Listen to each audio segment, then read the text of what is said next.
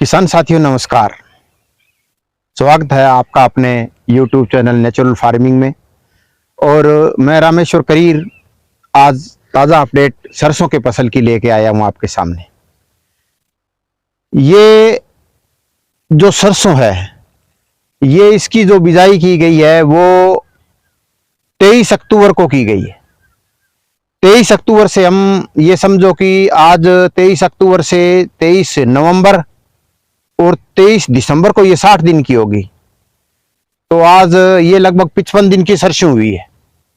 हमने जब ये सरसों 50 दिन की थी, 5 रोज पहले इसमें पानी लगाया है और हमने एक पहले पानी लगा के ये सरसों बोई थी और 50 दिन बाद में दूसरा पानी दिया है।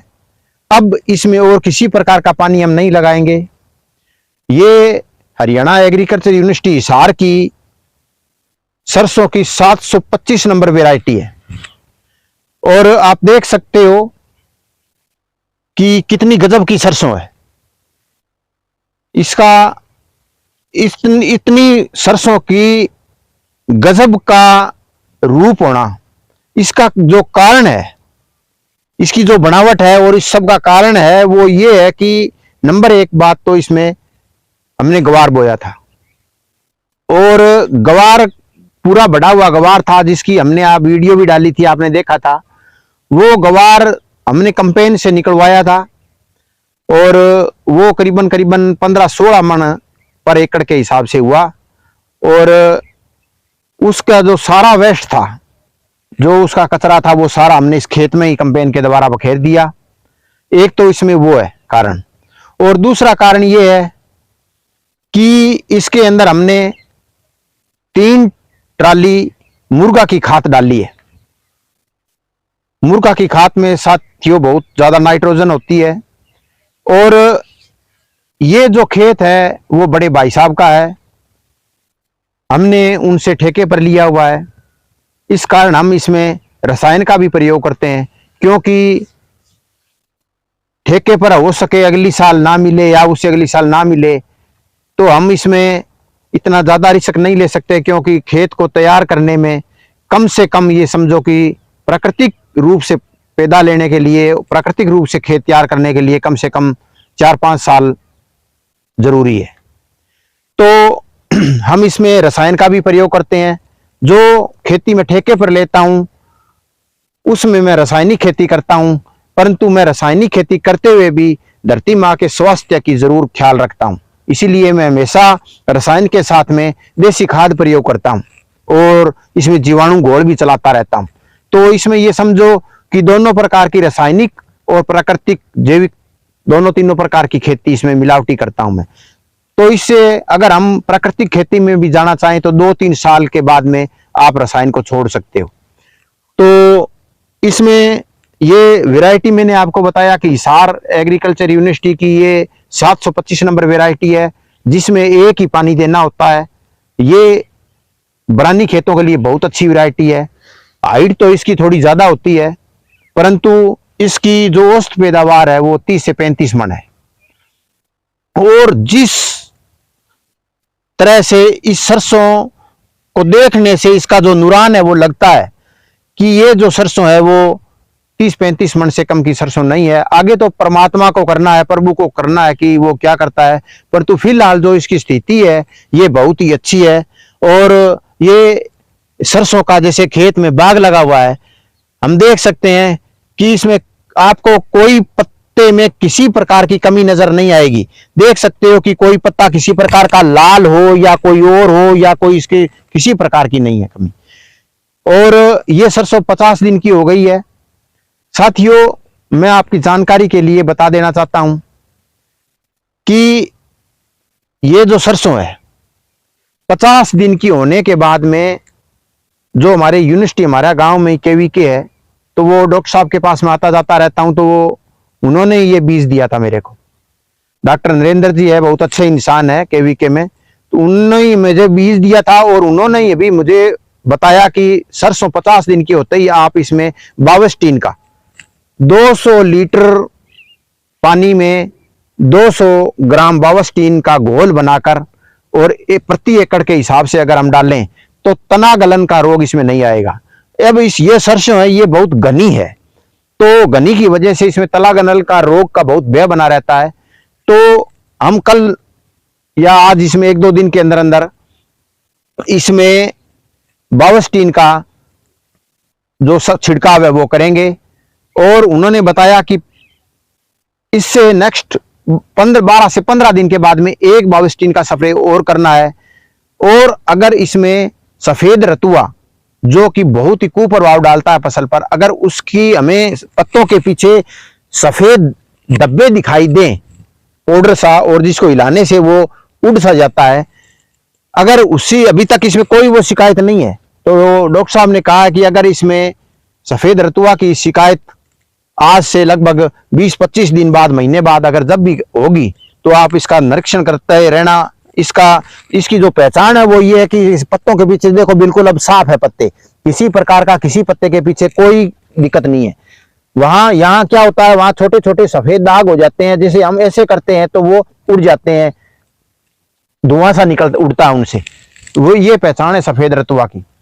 तो उसके लिए डाइथेन M45 का स्प्रे करना होता है।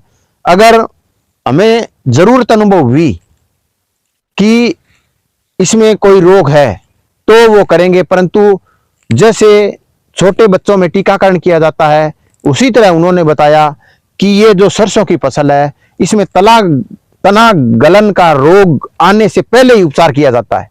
तो मैं आप किसान भाइयों को ये सुझाव देना चाहता हूं कि जिसकी भी सरसों 50-55 दिन की हो गई है, वो हर हालात में बावस्टीन 200 ग्राम और 200 लीटर पानी एक ड्रम में लेके और उसको घोल करके, और ये समझो कि अगर आपका स्प्रे पंप है, आप 150 लीटर छिड़क पाते हो, तो 150 लीटर पानी ले लो, उसमें 200 ग्राम डाल दो तो भी कोई दिक्कत नहीं है।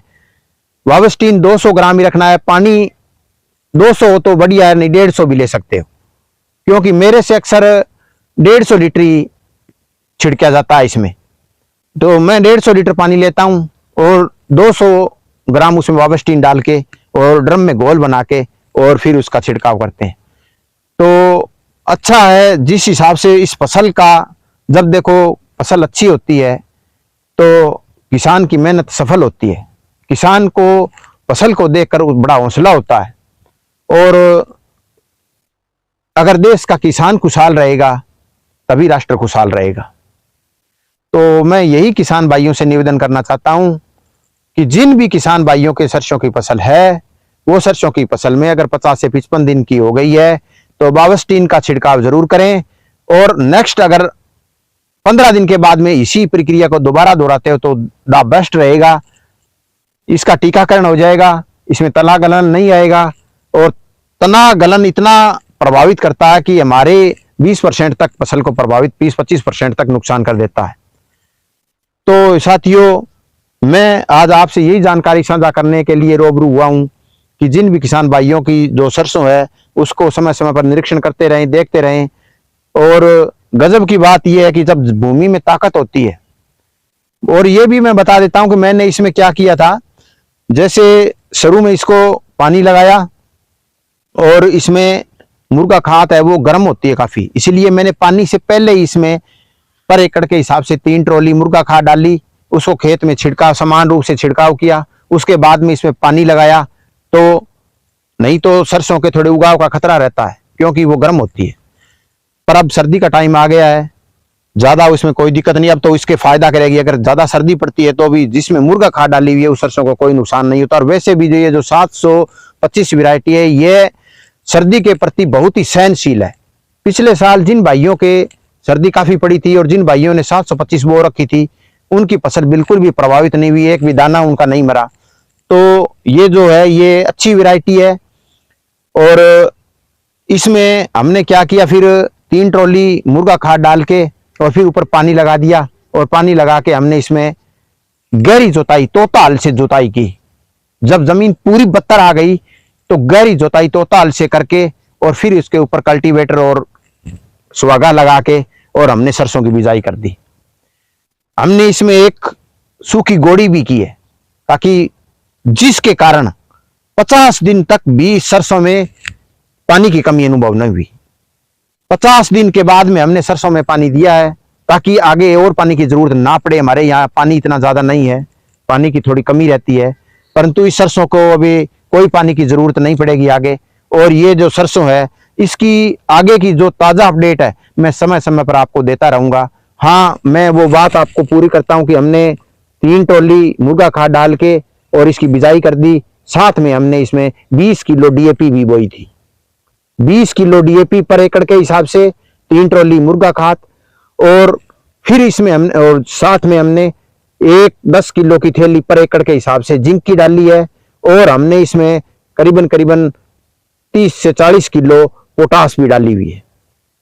तो साथियों, इस खेत में मैं रासायनिक व प्राकृतिक दोनों मिक्स खेती करता हूं 50-50%। और अब जब हमने पानी दिया है तो हमने इसमें नीचे सल्फर नहीं डाली थी, इस कारण पर एकड़ के हिसाब से 3 किलो सल्फर जो 80% में बारीक चूरा टाइप में आती है वो यूरिया के साथ मिला के और 1 कट्टा 1 एकड़ में यूरिया का डाला है। अब इसकी फाइनल हमने जो डोज है वो दे दी है, आगे ना पानी देना ना खाद देना है। आगे इसकी जो भी ताजा अपडेट होगी मैं आपको समय समय पर देता रहूंगा। ठीक है किसान साथियों, मिलते हैं अगली वीडियो में। धन्यवाद, नमस्कार।